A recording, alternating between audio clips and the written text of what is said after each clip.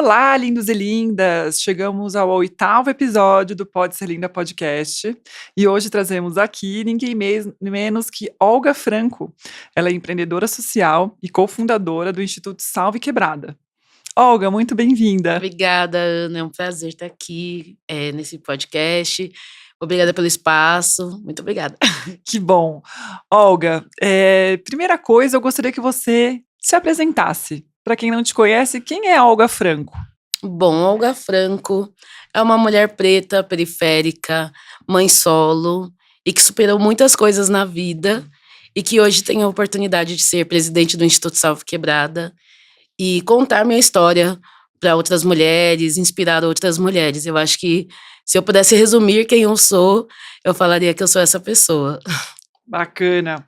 E já falando em Instituto Salve Quebrada, né? Você é cofundadora, né, do projeto do Instituto Salve Quebrada.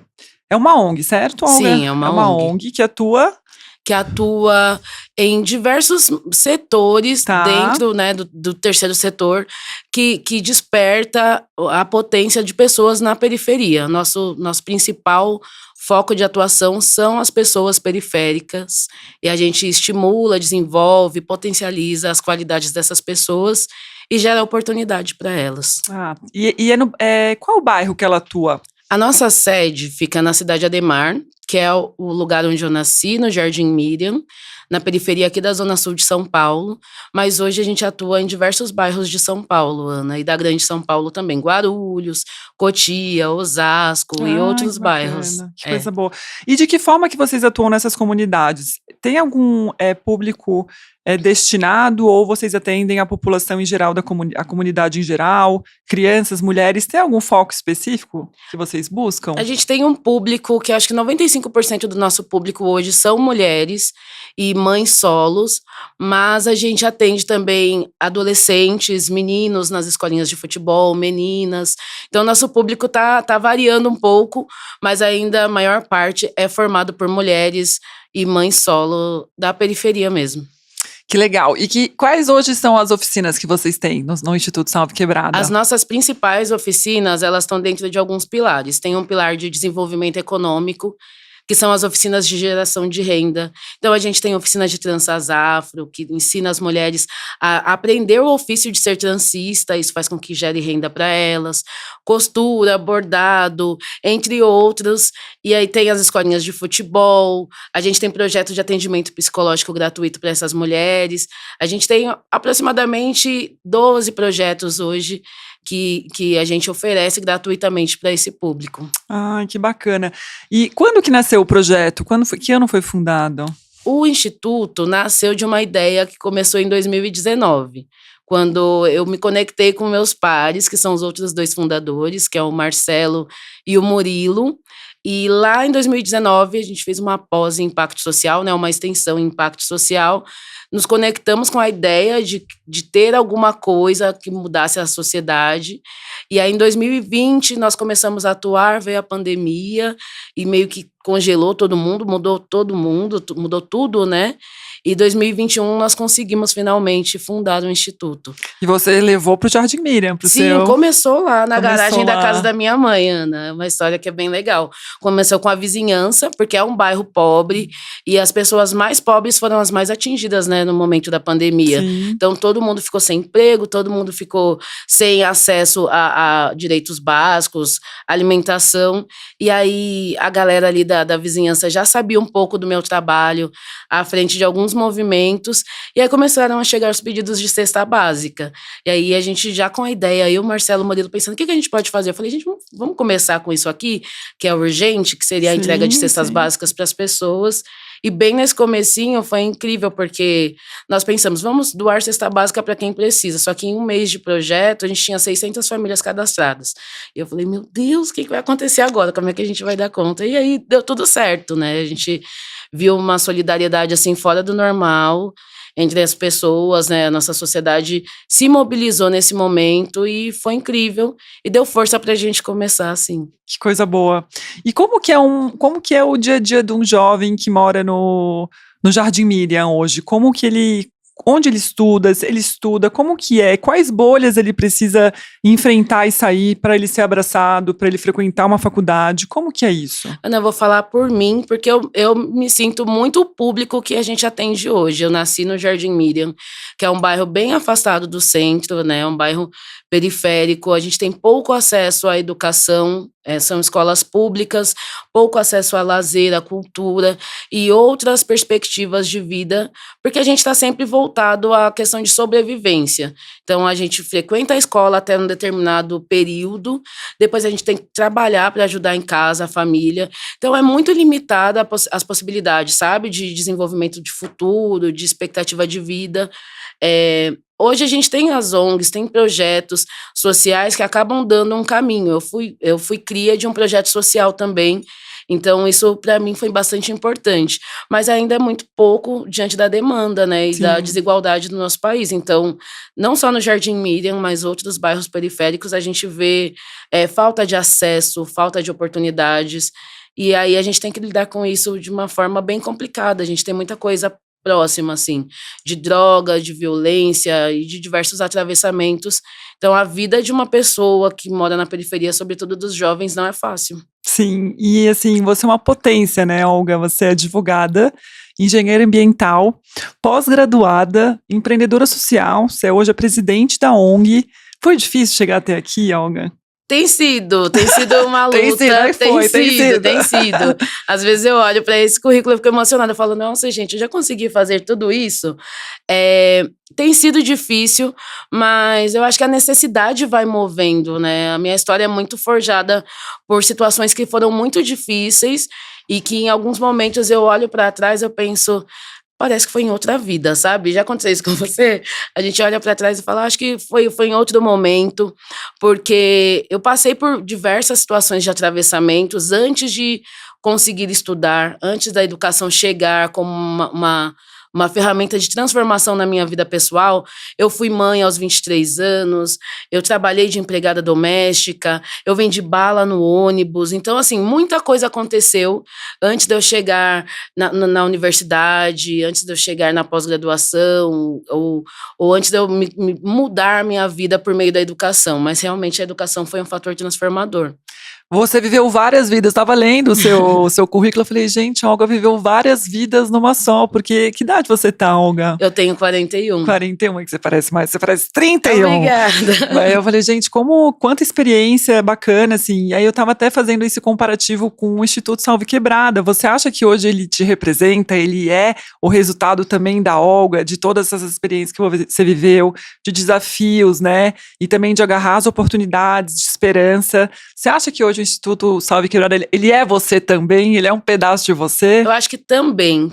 O Instituto, ele nasce de um sonho coletivo, mas por estar à frente, por ser uma pessoa periférica que entende muito dessas necessidades, então, e fazer a gestão do Instituto, muito do que eu sou está ali. Eu costumo falar que o Instituto Salve Quebrada é uma extensão da minha vida. Sim. Eu respiro aquilo o tempo todo, eu penso o tempo todo em diversas coisas que a gente pode fazer para otimizar, para potencializar.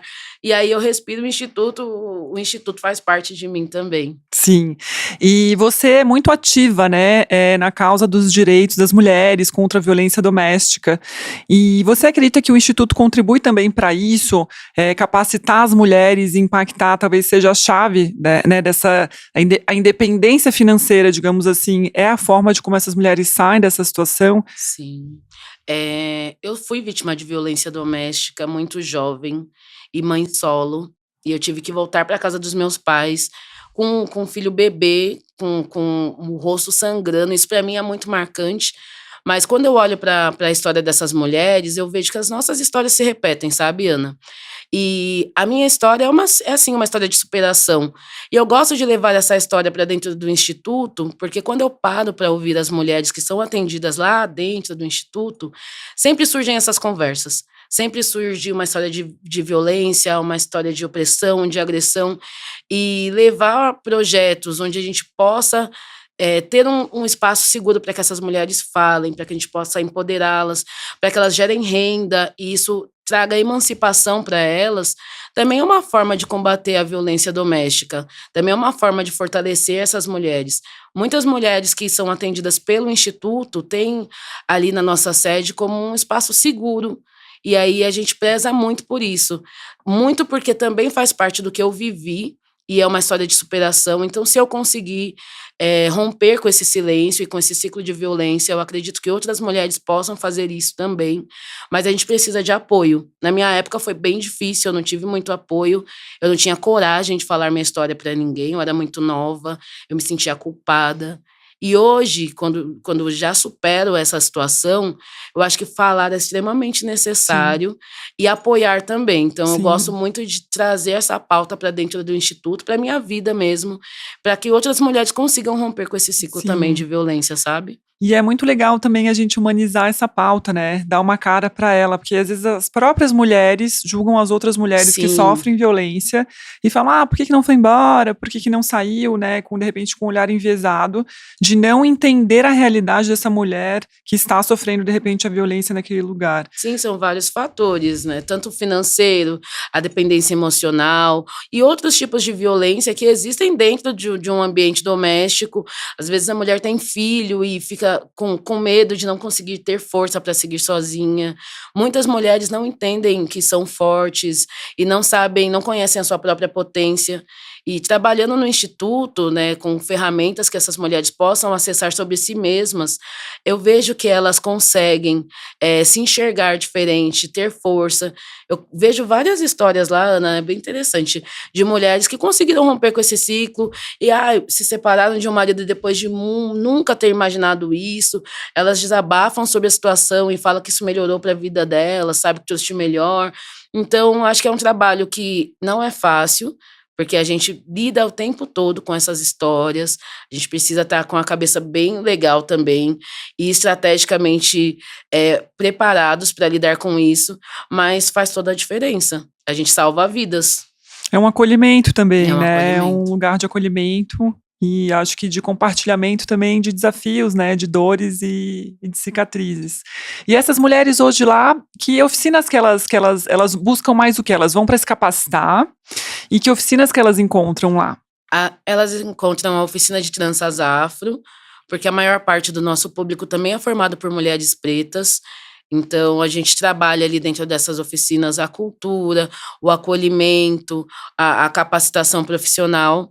Elas também, a oficina Caminhos Bordados, que é uma oficina que elas aprendem a bordar, mas se torna muito terapêutico, sabe? Porque são fazeres manuais e ali, enquanto elas estão bordando e costurando, elas estão conversando. E o projeto Alicerce, que é um projeto de atendimento psicológico em grupo hoje, onde elas têm uma psicóloga que traz pautas que são comuns entre as mulheres. E aí, esse projeto tem crescido muito, porque as mulheres começam muito com medo, muito tímidas, pensando, como é que eu vou falar da minha vida, dos meus problemas para alguém que eu nem conheço ou Sim. para outras pessoas. Mas quando a psicóloga vem conduzindo isso de uma forma muito delicada, muito genuína e acolhedora, essas mulheres se conectam, elas viram amigas, elas florescem, sabe? Então esses são os principais É. projetos hoje que essas mulheres elas procuram, tem fila de espera Ai, e que elas saem transformadas, assim. Eu vejo a transformação delas todos os sim, dias. até porque eu acho que a experiência de uma mulher também contribui para o desenvolvimento, para a evolução da outra, né, então, Muito, esses muito. grupos são muito legais. E quantas mulheres hoje estão no instituto, nessas oficinas, e quantas já passaram? Tem Ana, olha, quantas já passaram? Eu vou falar um número geral, entre homens e mulheres, mas a gente lembra, né, que 95% do nosso público são mulheres. A gente já atendeu aproximadamente 17.000 pessoas, desde o início, né, de 2021, 17.000 pessoas. Por mês, nós temos uma demanda de 200 mulheres, 100 da oficina de tranças e das outras oficinas que estão ali se capacitando, fora os alunos da escolinha de futebol, as alunas da escolinha de futebol. Essas alunas que estão nessas oficinas de capacitação, nesses projetos de transformação social, de impacto mesmo, é um número de 200 mulheres aproximadamente por mês que a gente atende. Nossa, bastante gente, né. Bastante. E também tem outro braço da ONG são crianças, né? Tem as Sim. escolinhas, tipo, aí é tempo integral, não, é depois da aula, né? É depois da aula. As escolinhas de futebol, eu falo mas a gente ainda não está acostumado. Esse ano a gente inaugurou o projeto feminino, mas começa com a ideia também de trazer esses meninos, né, da escola para dentro da escolinha de futebol, para que eles tenham continuidade com a educação que eles recebem na escola, fazer com que o esporte seja uma ferramenta realmente de transformação social. Então, os meninos são obrigados a ir para a escola, é um requisito que a gente não pode falhar. São todos alunos de escola pública. Depois que eles saem da escola, eles vêm para a aula, né? Ficam ali aproximadamente 3 horas, 1h30 de treino, recebem o lanche. Uma vez por mês, as mães deles recebem cesta básica, para que eles não sejam forçados a trabalhar cedo, então para que eles possam levar um apoio para dentro de casa, né, para o sustento da casa. Contribuem de alguma forma e continuem com a família. ali no esporte, porque o esporte nas quebradas ele salva vidas, ele tira as crianças das drogas, das ruas, sabe? Então é um projeto que tem um potencial de impacto muito grande. Maravilha. E outra coisa que eu estava lendo no seu currículo, que você é professora de letramento racial. Sim. Explica pra gente, o que é letramento racial? Ana, letramento racial é uma educação acerca do que significa você ter a cor da sua pele, a sua raça, como que isso vai impactar na sua vida. A gente vive num país que é extremamente racista, tem um histórico racista por todas as questões, né, de colonização e de escravidão que nós passamos, mas isso impacta na nossa vida até hoje. E principalmente para pessoas da periferia, quando a gente não tem consciência racial, muitas vezes a gente se coloca em situações ou tem dificuldade em lidar com algumas situações por não saber, porque não são coisas que nos ensinam na escola, não são coisas que nos ensinam em casa, e a gente precisa entender quem é a gente dentro desse contexto, né? Então, a cor da sua pele vai determinar aqui no Brasil se você vai ter mais acesso à educação, à saúde, a direitos básicos ou não, como a sociedade vai te enxergar e te trazer oportunidades ou não. Então, as aulas de letramento racial são para que a gente tenha lucidez sobre essas situações e que a gente possa também transformar a sociedade para romper com esses estereótipos, discriminações, esse racismo, Racismo preconceitos. estrutural, né? Que às vezes as pessoas ainda não enxergam. O racismo estrutural é bem difícil de enxergar. É bem difícil porque ele é naturalizado. É como se a gente naturalizasse aquelas situações de discriminação, onde o negro tem que estar naquele lugar menos privilegiado, de menos acesso a direitos. E é natural também ver as pessoas não negras, sobretudo as pessoas brancas, em alguns lugares da sociedade. Normalmente, quando eu falo sobre isso nas aulas, eu pergunto para as alunas: quantos médicos negros você conhece? E aí a maioria não. Quantos brancos? Mas eu conheço um, tá? Mas olha só. E aí existem várias outras comparações que a gente vê que é naturalizado. Quantos professores negros você teve? Quantos brancos? Então a gente naturaliza que o negro não esteja em alguns lugares da sociedade e tá tudo certo. A gente nem questiona muitas vezes.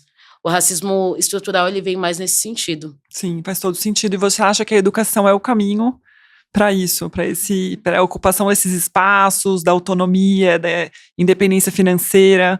Você acha que isso está ligado ou não? Sim, está totalmente ligado, né? Ter acesso à educação, ter acesso a esses direitos que são básicos, está ligado, mas sobretudo conhecendo a nossa história, entendendo o porquê das situações, que não é por acaso que as pessoas estão excluídas, estão à margem da sociedade, não é por acaso que exista uma concentração de riqueza para uma parte da sociedade, para um grupo determinado e para outros não. E a educação, quando ela é uma educação que te traz acesso às informações de maneira verdadeiras e corretas, é libertador. Sim. Você também fala muito, Auia, no conceito de comunidade marginalizada, né? O que é essa comunidade marginalizada? Como é que é isso? A comunidade marginalizada são as periferias, são as favelas, são os bairros onde estão longe daquilo que se tem de educação, de saúde, de direitos básicos, né, e entre outros direitos, cultura, de artes. E, infelizmente, dentro dessas comunidades marginalizadas, a gente consegue identificar os mesmos grupos de pessoas. A maioria são pessoas negras, são pessoas pobres, aqui no Brasil são pessoas nordestinas, indígenas, que são grupos que estão marginalizados e que têm maior dificuldade em ter acesso a coisas básicas, como alimentação, como educação, como transporte, cultura, que é tão importante. Claro que cada povo tem a sua cultura, cada grupo tem a sua cultura, mas o acesso é muito mais difícil quando esses grupos estão marginalizados. E dentro dessas comunidades marginalizadas, a gente sempre enxerga os mesmos rostos. Então, são as mesmas pessoas que estão ali perpetuadas dentro da pobreza. Presas, né? Presas. Numa dinâmica que precisa ser mudada. Sim. E como que essa dinâmica é mudada, Olga? Como que você acredita nesse caminho? É um desafio, Ana. É um desafio, né? Porque a gente precisa ter estratégia e se fosse fácil, acho que a gente já teria, né, conseguido. A gente está há mais de 130 anos de fim da escravidão. Sim. E a gente sofre os impactos até hoje. Mas acho que a educação é o caminho que eu acredito que funcione com mais efetividade, mas desconstruir todos os estereótipos, desconstruir todas essas questões de preconceito que estão enraizadas, de falta de oportunidade, São vários estigmas também, é bem desafiador. Nós trabalhamos por meio da eu falo nós, eu estou falando do Instituto Salvo Quebrado e das pessoas que estão ali pensando em estimular a potência da periferia, sabe? Não, a gente não vai chegar na periferia com uma mágica e falar, vamos mudar a sua vida, mas a gente vai potencializar aquilo que as pessoas têm de melhor. E tem muita riqueza na periferia, tem muita cultura na periferia. Talentos. Tem muito talento. E aí é por empreendedorismo, né? Que a gente estava conversando aqui antes de começar o podcast, que é todo um ciclo, né? Você vai, empodera as mulheres daquela região, elas investem na família, na educação dos filhos, gastam nessa comunidade também, né? Fomentam o empreendedorismo local, de restaurantes, enfim, e o dinheiro e a economia gira lá, né? Gira lá e vai mudando a estrutura familiar, vai mudando a comunidade. A gente vai fazendo essa transformação dentro da comunidade por meio de suas próprias potências, sabe? Porque é muito difícil realmente acessar outros recursos. E quando a gente tem uma potência, a gente precisa fomentar ela para que isso aconteça por nós mesmos, sabe? A periferia é o ponto focal do Instituto Salvo Quebrada, porque a gente acredita que a transformação pode partir de nós mesmos. Claro que tem toda uma responsabilidade do Estado, tem toda uma responsabilidade da iniciativa privada, existe isso, mas a demanda é extremamente grande, e se a gente depender só disso, a gente não consegue atender. Demora muito mais, muito mais, e talvez a gente não consiga. Então, projetos como o Instituto Salvo Quebrada existem para que a gente consiga fazer com que essa transformação aconteça de dentro para fora, sabe? E também trabalhar a autoestima, né? Identidade. É muito legal também. Trabalhar a autoestima, por exemplo, com a oficina de tranças. Eu tava pensando nisso. É potente demais, é potente demais. Quando eu tava vindo pra cá, eu pensei, né, no nome do podcast, falei, pode ser linda. Como isso tem a ver, esse nome, com essa oficina? Muitas mulheres chegam lá sem autoestima, e por conta de cabelo, por conta da aparência, e quando elas começam a aprender a se cuidar da aparência delas, entender que estar bem eleva a sua confiança, o seu autocuidado, isso muda muito. Eu vejo mulheres que entraram lá tímidas, de cabeça baixa, sem conseguir conversar, e quando elas saem, se formam poderosas, maravilhosas. Eu fico assim arrepiada, eu falo, gente, como é transformador, né? Muito legal. A autoestima da mulher, quando ela é trabalhada com outras coisas, né? Sim, concordo 100%. E, Olguinha, como você se vê no futuro? Aos 41 você falou? 41. A gente tem a mesma idade. Que bom. Olha, já viveu bem, já viveu quantas vidas até os 41? Quero saber como você se vê no futuro, quais são esses caminhos, o que você sonha, né? Toda ação começa com um sonho. Onde você se vê daqui 5 anos, 10 anos? O que você quer? Olha, vou pensando em duas vias assim de resposta. Pensando como Olga, mulher, pessoa, eu quero estar estudando ainda, eu acho que sou uma estudante que não desiste, então eu acho que tem muita coisa para aprender, e como eu vivi muito e muitas vidas trabalhando, buscando, resolvendo problemas, enfrentando esses atravessamentos, eu acho que tem um lado meu que é muito novo ainda, sabe? Sou uma menina ainda para algumas coisas, então eu quero me permitir viver os prazeres da vida, viajar, amar, me sentir bem, ter conforto, e olhando para o meu lado profissional, eu como gestora, que está à frente de um projeto, eu acho que eu vejo um futuro onde eu consiga impactar mais pessoas, né? Onde o Instituto Salve Quebrada consiga chegar em mais pessoas. Eu, sei lá, eu sonho com coisas grandes. Eu sonho com uma sede do Instituto Salve Quebrada em cada estado do Brasil. Eu sonho que a gente consiga chegar nos lugares mais distantes, nas mulheres que estão mais vulneráveis, nas pessoas que estão, sabe, afastadas, e que a gente consiga fazer essa transformação social assim em grande escala. Acho que esse é o meu sonho para o futuro. Ai, que coisa boa. E Alguinha, fala pra gente, quem quer ajudar o Instituto Salve Quebrada, como é que faz? A gente pode botar aqui o site, fala pra gente o site, o Instagram, que a gente vai passar para os nossos...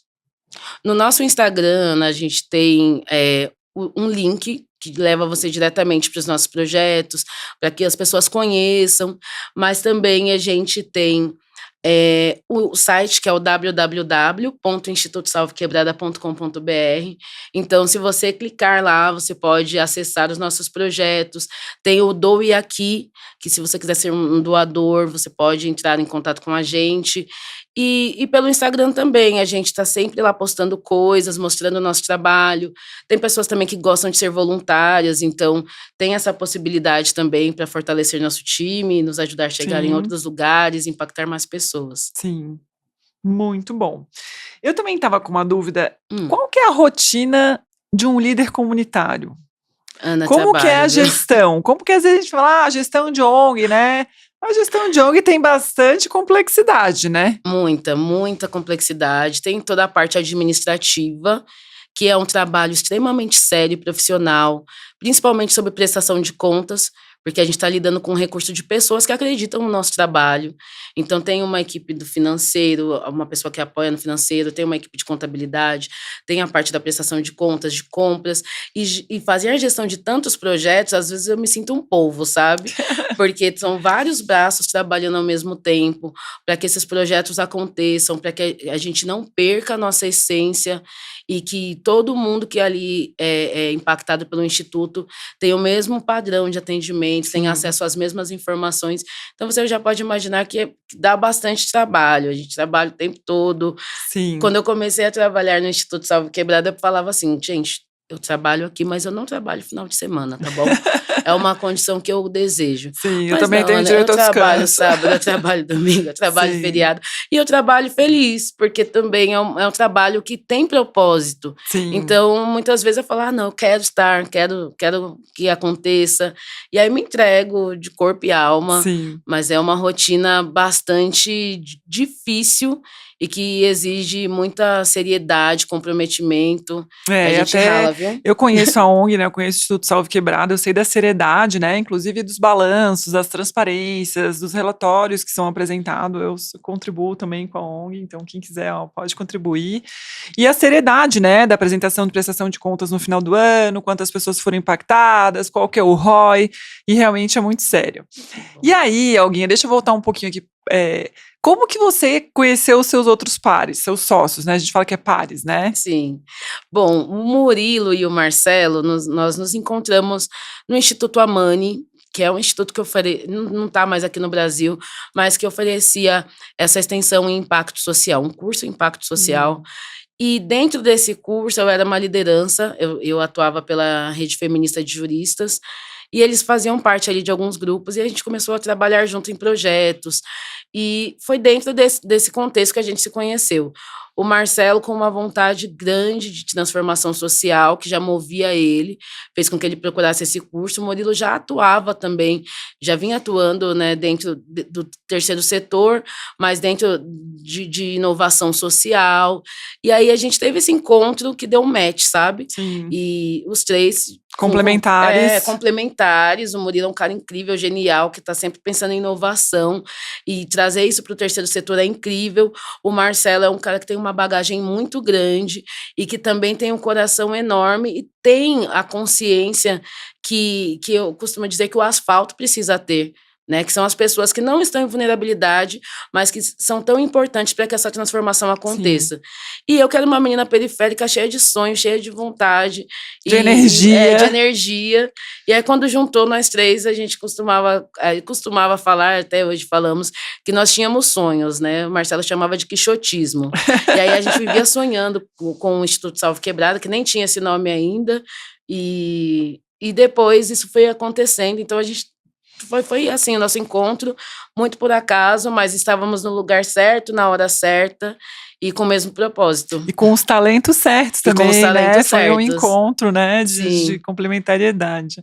E vocês têm conselho também, né? Isso é bem legal falar, eles estão dentro da regra de governança, gente, então eles têm conselhos com empresários, com profissionais do mercado, que também contribuem muito, né, para o desenvolvimento. Sim, a gente tem um conselho que é formado, a gente tentou fazer um conselho diverso, né? Para que a gente tenha realmente a diversidade na hora de tomar as decisões, para que a gente possa ouvir outras vozes. Então, a gente tem empresários, tem alguém do setor financeiro, mas a gente também tem mulheres negras que são lideranças, entre outras pessoas que já atuam na área antes da gente e que são referências também, para que a gente possa ser balizados também por esse conselho com mais seriedade. Então, a gente não faz só o que dá na nossa cabeça. Uhum. Claro que dá muitas ideias boas, mas existe todo esse conselho que é muito sério e que a gente presta contas, a gente se reúne para trocar ideias, para pensar em soluções, e que hoje é um conselho bastante ativo, assim.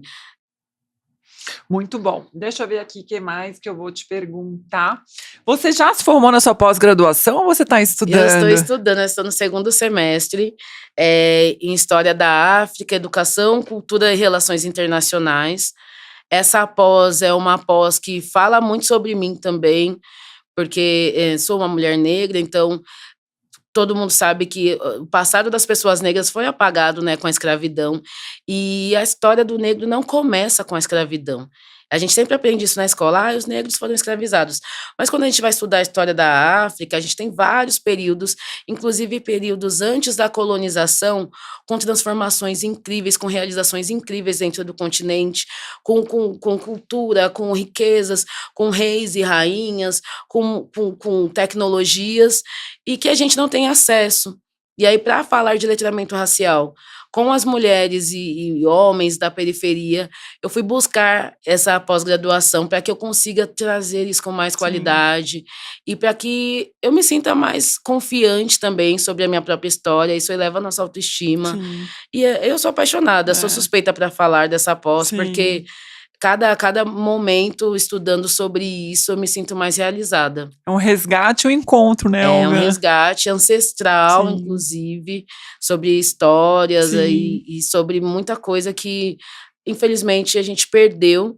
E a gente tem essa missão hoje de trazer, de buscar, né, e espalhar isso para o mundo também, né, para outras pessoas. Muito legal. Parabéns aí pela sua história. Ana. Você falou em tecnologia, fiquei pensando, vocês têm um laboratório de tecnologia no Instituto Salve Quebrada? Ainda não temos. É um projeto que vocês têm? Sim, é um projeto que nós temos, um laboratório de tecnologia e cultura periférica, mas ele ainda não saiu do papel. Sim. A gente está tentando desenvolver ele, mas em breve teremos. Mas a gente tem um projeto que se chama Salve Lab. Esse projeto... É isso que eu estava perguntando, o Salve Lab. O Salve Lab é uma consultoria, falando resumidamente, em ESG, para que a gente possa atender uma demanda do mercado também.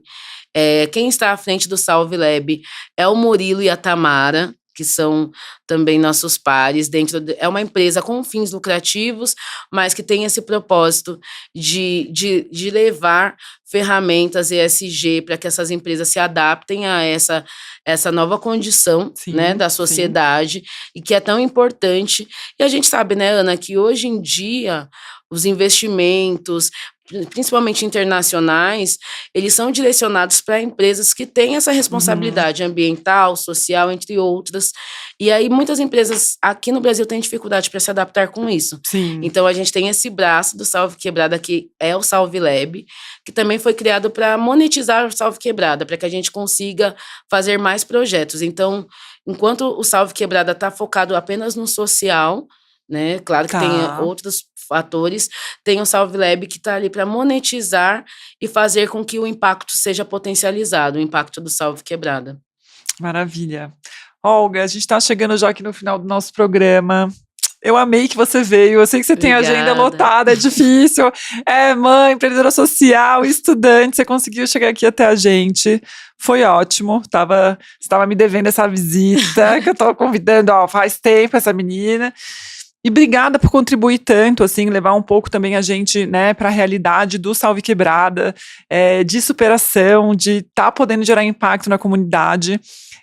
Eu sou fã desse projeto, inclusive eu apoio, e é muito legal também quem puder ir visitar. Vocês recebem as pessoas para conhecer os projetos, né, acompanhar de perto o que vem sendo feito. Como que são esses passeios? Tem data ou... Sim, a gente sempre pode agendar, a gente tem diversos projetos acontecendo. Quem quiser conhecer, estão convidados, são bem-vindos. Entre em contato com a gente pode levar vocês para conhecer os projetos que acontecem na sede, ou as escolinhas de futebol, ou trocar ideia, tomar um café, aprender mais com vocês aprendendo com a gente aceita ideias e a gente adora ideias. E Ana, obrigada pelo convite, eu estou me sentindo muito feliz por estar aqui, fui muito bem recebida, muito acolhida, e falar desse projeto é super importante para nós, para mim, falar da minha história também, então obrigada pela oportunidade. E eu te admiro muito, você é uma mulher incrível, eu adoro o podcast, quero que dê super certo, continue. E quando quiser, convida de novo, que estarei aqui. Eu que agradeço, faço as suas palavras as minhas, sou fã da Olga, admiro demais e é muito bom poder contar com você. Obrigada. E caminhar junto, né? Nessa trilha que é a vida, de desafios e também de evolução, tá? Sim, gente, obrigada, um beijo aí pela nossa audiência, nos vemos em breve. Tchau, tchau.